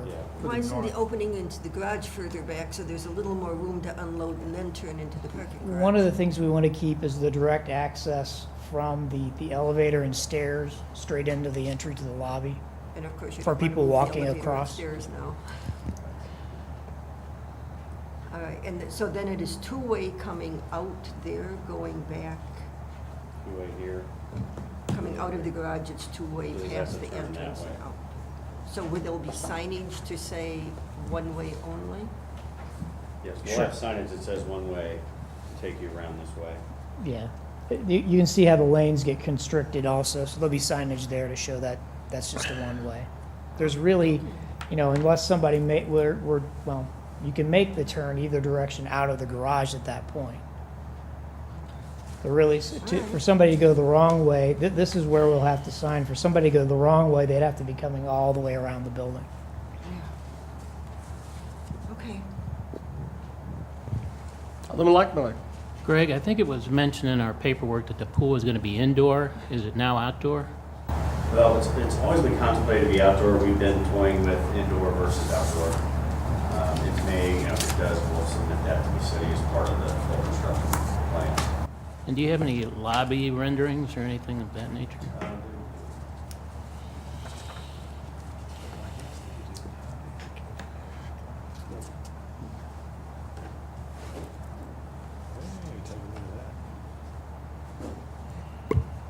This is just a sample of some of the interior finishes of other Town Place Suites hotels. That would be your front desk. We have the blue light on the ceiling, but this is essentially your main area seating for breakfast right here and serving, which would be over here. Again, seating in the main lobby. Another soft seating area to relax. Most of this is guest room pictures. This is the outdoor Weber Grill and social area, which in our plan is across from the garage. Okay, very nice.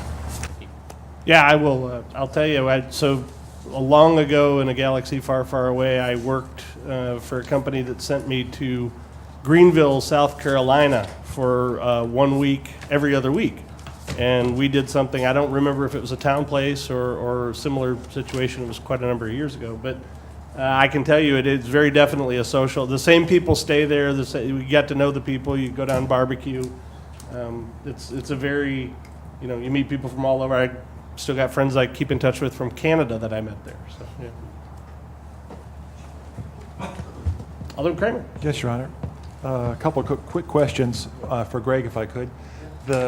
Is the main corporation still licensing or franchising the Residence Inn concept, or is this replacing that in the future? No, this is a different brand segment. Okay. So different tiers and different brands. So This would be- Residence Inn is really the top player in Okay. all of extended stay and has been since the mid-'80s.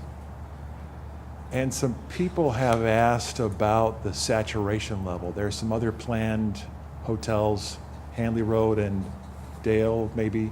And I think, I thought you had one under contract one time at Clayton and Brentwood Boulevard. Is there any worry about oversaturation? We don't feel so. We're in the market.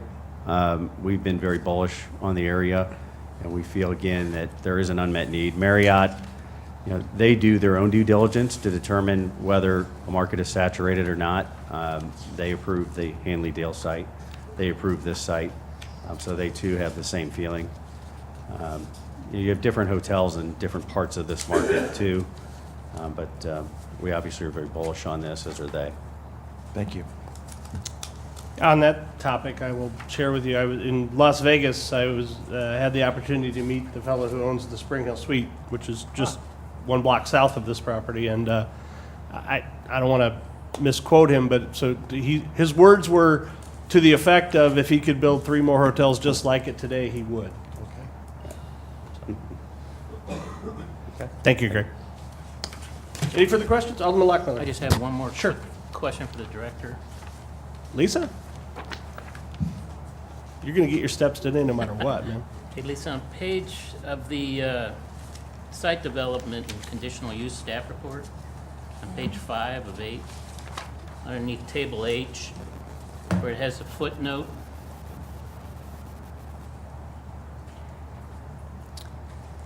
Okay, note, yes. See where the note under is? H. The calculations are based on both those properties going UD.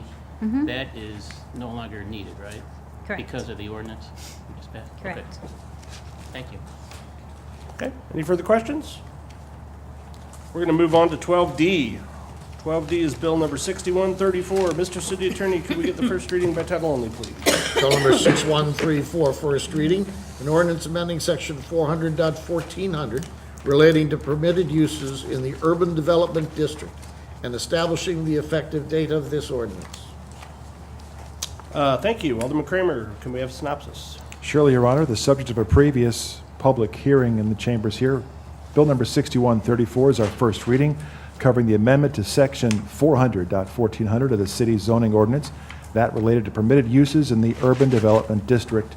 The bill covers an ordinance granting approval to amend that section 400.1400 to add, quote, animal rescue, shelter, and adoptive services, including the provision related services for those animals such as veterinary care, boarding, and other related services, end quote, as a permitted use in the UD, otherwise urban development district. The request for the UD district text amendment to add this permitted use was presented at the Planning and Zoning Commission of Brentwood at their April 12th, 2017 meeting.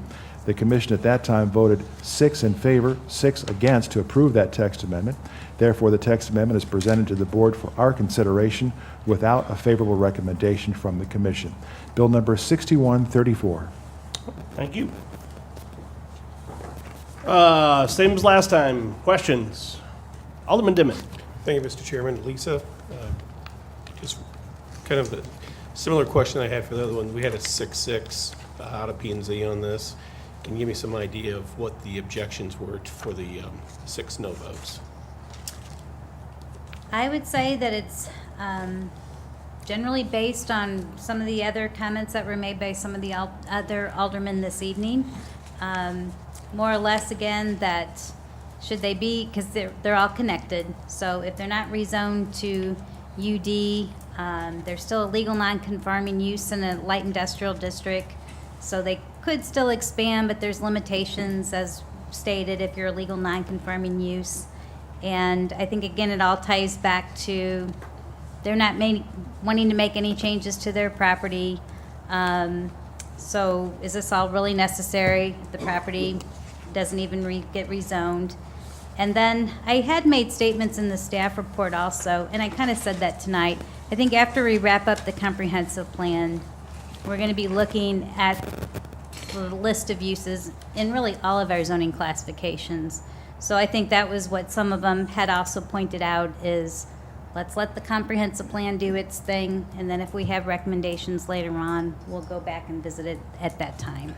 Well, as far as the amendment, the language that's being proposed, is there anything in there that the petitioner does not do right now? I don't believe so. I don't know if it, okay, just didn't want to answer for them, but. So, animal rescue, the petitioner's doing currently, sheltering, adoption services, obviously, veterinary care, boarding, and other related services. Is boarding something that the APA does presently? Well, Not for hire? yeah, their boarding is incident to those other services. To the adoption? Yes. Okay. And educate. That's other services. Okay, thank you. Other questions? Alderman Lockmiller. My concern is that we start using UD more. If you look under current permitted uses, it's single-family residential, multifamily residential, single-family buildings. And then we're going to throw in animal shelters. And I would just bring your memory back to a boarding place we have in our LID that caused some problem for residential. Well, I didn't want to use a name. Well, now we have. It's the watering bowl. But, when we're looking to expand this with more residential and then put that type of the possibility. Now, APA has been a great neighbor. I've never heard any complaint, but we open the door to more of these type of facilities being located in residential areas, it looks to me. And that's why, under a permitted use, it just doesn't fit. Thank you. Well, I was actually here as a consultant back when all that came through, and the one thing that I would say about the business that you were describing is it also is a dog daycare facility. So some of the conflicts came about because those animals again were outside quite often to get exercise. I'm sure APA gives their animals some exercise, but to me again that would kind of be a difference between how much the animals would actually be outside. So And once again, I've never heard that problem come from the APA location. I'm just worried about Sure. if this becomes a permitted use in future locations, if we have that control, and don't really want to go through that problem in my ward again. So, and again, the permitted use does start out with respect of any lot or other parcel of property that does not abut property zone A, B, AR, MR. So that would protect those districts. But I think you were trying to point out that in UD, since we allow residential, potentially that. They could possibly abut each other. Correct. All right, thank you. Other questions? Okay, see you none. Thank you. I think you're almost done tonight, Lisa. Item number 13 on tonight's agenda, bills for first and second reading. We have one bill. It's bill number 6135. Mr. City Attorney, can we get the first reading by title only, please? Bill number 6135, first reading, an ordinance restricting parking on Swim Club Lane, amending Schedules 3 and 11 of Title 3 of the Brentwood City Code, and repealing Ordinance 4659 on a related subject. All right, Alderman Kramer, do you have a synopsis? Yes, Your Honor. One of our few bills not the subject of a public hearing this evening. Bill number 6135, our first and second reading, covers the topic of Swim Club Lane, an ordinance restricting parking on Swim Club Lane, amending Schedules 3 and 11 of Title 3 of the Brentwood Municipal City Code, and repealing Ordinance 4659 on a related subject. At our Public Works Committee meeting held here, May 10th, 2017, there was a discussion regarding on-street parking along Swim Club Lane. Currently, the east side of Swim Club Lane from Rosalie heading north has no parking on any time for the signs posted there. Vehicle parking is allowed on the west side of Swim Club Lane and is needed especially for swim meet attendees. At times, there's a truck and a trailer parked on the west side of Swim Club Lane, just north of Rosalie. The users of the Swim Club Association asked the Public Safety Committee to consider the addition of signs to indicate that no vehicles in excess of 18,000 pounds can be parked in the street, and/or shifting the no parking here to corner further north to provide improved sight distance. The Public Safety and Public Works Committees both have recommended to the Board of Aldermen the consideration of an ordinance restricting parking on Swim Club Lane, amending Schedules 3 and 11 of Title 3 of the Brentwood Municipal Code, and repealing Ordinance 4659 on a related subject.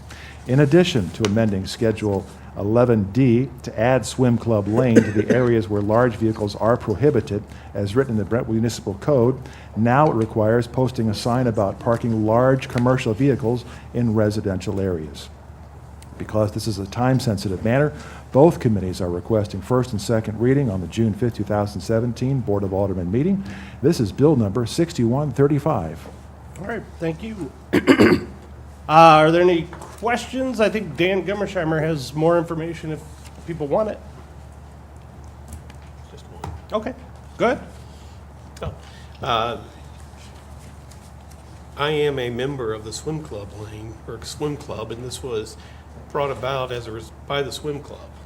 Does that present any type of problem, any type of a conflict? You're not first of all, if you disclose, you can vote. Secondly, unless you're an officer or receive income in excess of $5,000 from it. Okay. That's it? My response is going to be, I don't think so, but his was much better. Any other questions? Okay, seeing none, thank you. Mr. City Attorney, second reading by title only, please. Bill number 6135, second reading and consideration for adoption. An ordinance restricting parking on Swim Club Lane, amending Schedules 3 and 11 of Title 3 of the Brentwood City Code, and repealing Ordinance 4659 on a related subject. Thank you. Chair would entertain a motion. Your Honor, I'll make the motion to perfect Bill number 6135 into ordinance form, please. Second. It's been moved and seconded that the board perfect Bill number 6135 in its ordinance form. Is there any discussion on the bill? Seeing none, we'll have a roll call, please. Alderman Dimmitt, Yes. Alderman Kramer, Yes. Alderman Leahy, Yes. Alderman Lockmiller, Yes. Alderwoman O'Neill, Yes. Alderman Plufka, Yes. Alderwoman Sims. Yes. Bill number 6135 is hereby passed by the Board of Aldermen, and upon signature by the mayor becomes ordinance number 4779. All right, thank you. Tonight, we have one resolution under item 14 on the agenda. It's resolution number 1076. And Alderman Kramer, do you have that resolution? Yes, sir, I do. If you'd read it, please. Absolutely. Resolution 1076 covers a joint application for TAP funding for the submittal to the East-West Gateway Council of Governments, EWG-COG. A resolution authorizing our city supporting the grant application to be prepared for the fiscal year 2018 to 2020 Transportation Alternatives Program TAP funds for Brentwood Boulevard, the corridor, bicycle, pedestrian safe routes, and facility study. The TAP program provides funding for a variety of small-scale transportation projects, such as pedestrian and bicycle facilities, safe routes to school projects, and similar. The TAP project does not fund traditional roadway projects or provide maintenance of these facilities. EWG-COG is soliciting project applications with an application deadline set for 4 p.m. June 19th, 2017, a few days away. This is resolution number 1076. Thank you. So what this is, folks, is it's sort of a follow-on to the joint walkability, bikeability program that was developed in 2009 by Richmond Heights, Clayton, Maplewood, and Brentwood.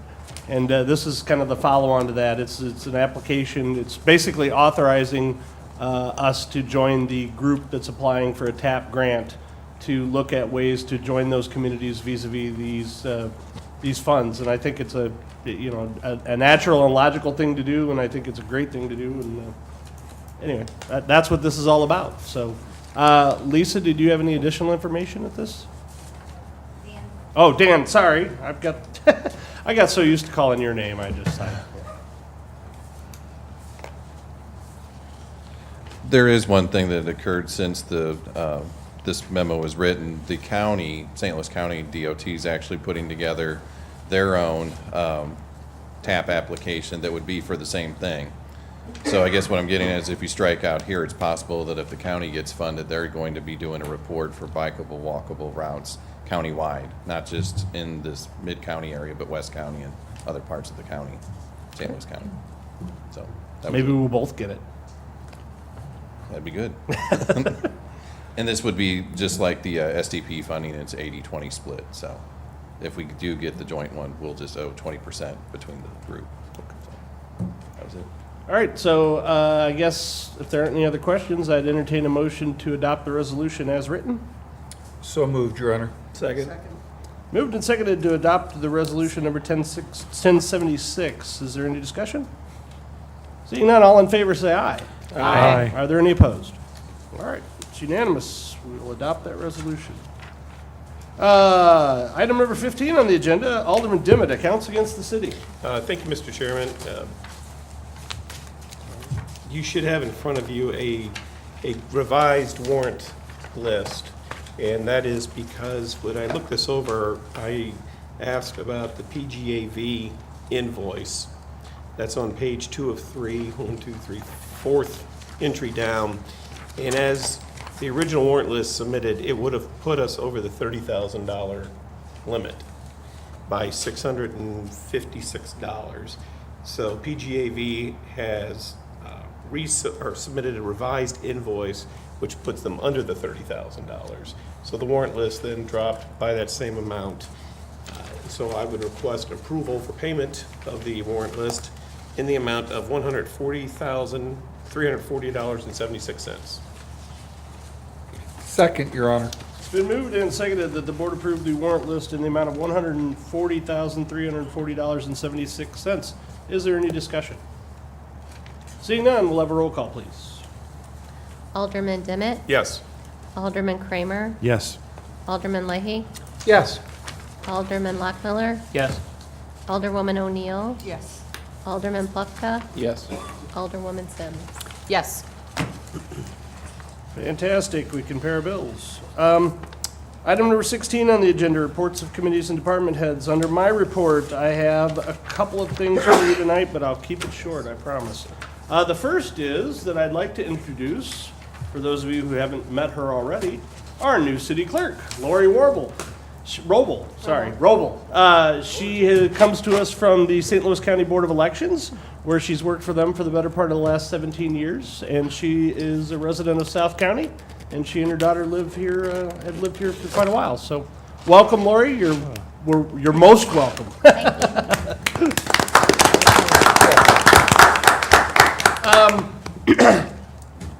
Couple things I wanted to talk about.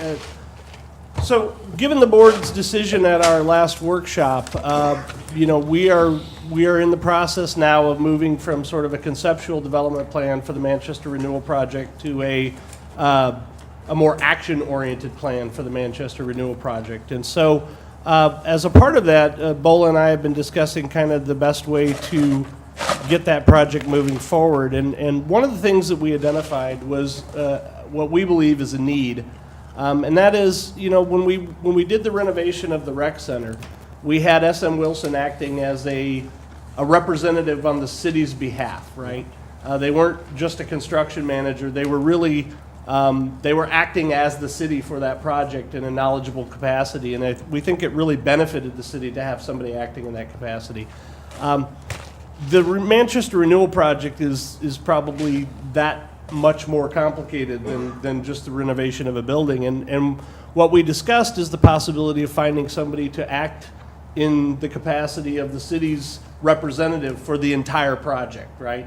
To not just project management, but also, to work with us to make sure that we're getting, competitive bids and all of the stuff that quite frankly, there's just nobody at the city, with the possible exception of Dan, that would understand all of this stuff. And there are firms that do such things, as it turns out. And Bola and I have decided that the best next step is to go ahead and submit an RFP for those types of services for the city. So we're going to be going ahead and getting that RFP out here in the next week or two.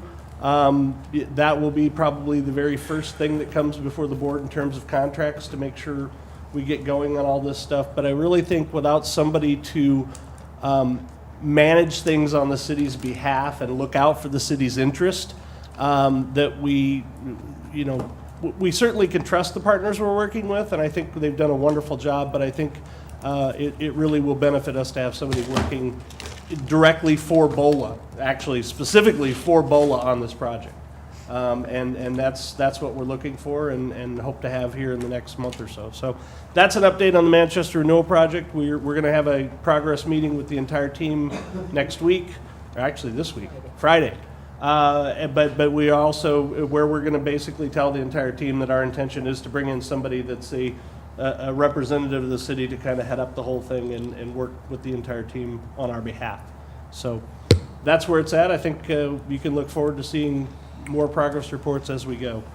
I just wanted to say a very brief word about the Joint Fire Command structure. For those of you who've noticed, the bylaws and the proposed structure for the Joint Fire Command have come back from the committee. BOLA is actually on that committee. I think I've looked it over, and I think it's a very good proposal. I think it's pretty much what I expected to see in terms of how things are moving forward with that.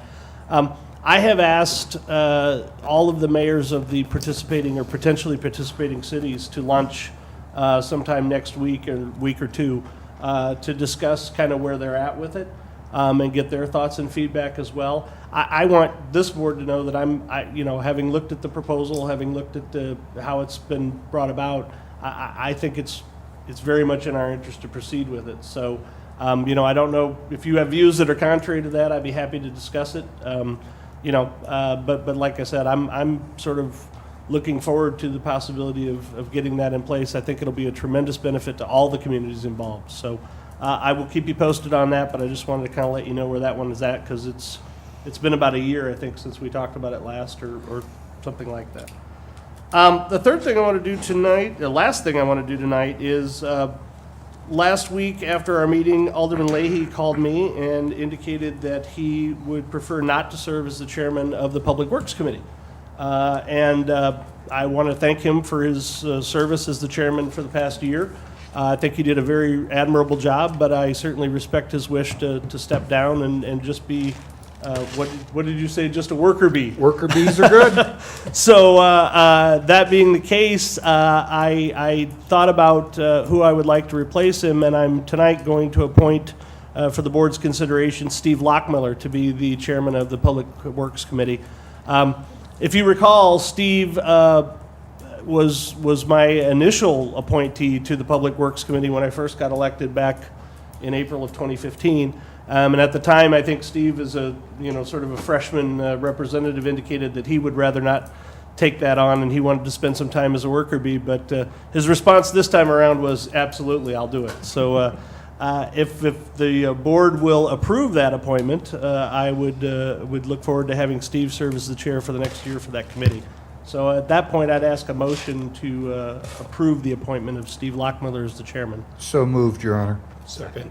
Moved and seconded that the board approve the appointment of Steve Lockmiller as the chairman of the Public Works Committee. Is there any discussion? Seeing none, all in favor say aye. Aye. Are there any opposed? Okay, very good. Thank you. Steve, look forward to working with you. That's all I got. Public safety. Oh, did I miss something? appointments? Oh, no, I'm sorry. The other appointments that appeared on the agenda appeared prematurely due to the mayor's laziness.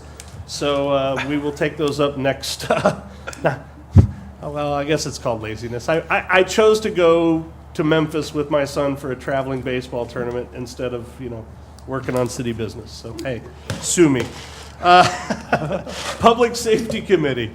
Public Safety meets on June 15th, 2017, here in this chamber at 5:30. All right, Public Works. I will yield to the new Alderman chairman. Lockmiller. Your Honor, thank you very much for the appointment. And our meeting will be the 14th of June, right here at 4:30. We will look at bids and explore the mysteries that be before us under new business. So the public is welcome. It's your money we're spending, so thank you. Come on and see what we do with Yep. it. Lisa, do you have anything else to say this evening? Not at all, huh? Okay, very good. Ways and Means, Alderman Dimmitt. Mr. Chairman, our next Ways and Means meeting will be this Thursday at 6 o'clock here in the chambers. Mr. City Attorney. No report, sir. One of my partners, Helmut Starr, will be here in my stead at your next meeting. Okay, thank you. Madam City Administrator. No report, Your Honor. All right. Madam Excise Commissioner. No report. All right. Madam Library Liaison. No report. All right. I don't have anything from the Municipal League, and I don't, Historical Society, I don't see anybody here that would represent the Historical Society, so we'll assume there's no Should we take that report. off the agenda going forward? Yeah, that'd be good. Or don't we need it for the 2019? The Centurion Committee, that's different. Yeah, I don't think we probably need it on our, and, if they want to come make a presentation, they're welcome anytime. I've told them that. Item number 17 on the agenda, announcements. Do we have any announcements? Alderman Plufka. Ward 1 will meet tomorrow night in City Hall at 6:30. Ward 1, right here, 6:30. Come on, come all. Alderman Lockmiller. Ward 3 will meet right here on the 27th of this month at 7 o'clock. Ward 3, right here on the 27th, at 7. Anybody else? All right. Do we have any new business this evening? God, please say no. Thank you. Item number 19 on the agenda, hearing of any matter of public interest upon the request of any person present. Anybody want to come forward and address the board, you'll be given 3 minutes. And we're out. I know the agenda called for a closed meeting this evening, but unfortunately, I'm not prepared for said meeting, so you can look forward to one at our next meeting, but we don't need a closed meeting this evening. Do we not have a special meeting with the school board this week? Oh, sorry, yes, and I will remind the board that we do have a special meeting on the 7th of June. 8 p.m.? I believe it is 8 p.m., yes. Yes. Is it 8 p.m.? Yes, sir. Okay, 8 p.m., 7th of June, at the Hanley Industrial Court Building. You're all very welcome. This is part of our ongoing effort to kind of coordinate our efforts with those of the school board and their facilities plan. So we'll see all each other there. We'll hopefully see But you there. won't have your committee appointments at the next meeting? No. I will have it at the next regular meeting. Yeah, Okay. The 19th. Thank you, Your Honor. I would take a motion to adjourn. So moved, Your Honor. Second. All right, it's been moved and seconded that the board adjourn. All in favor say aye. Aye. Are there any opposed? We're adjourned.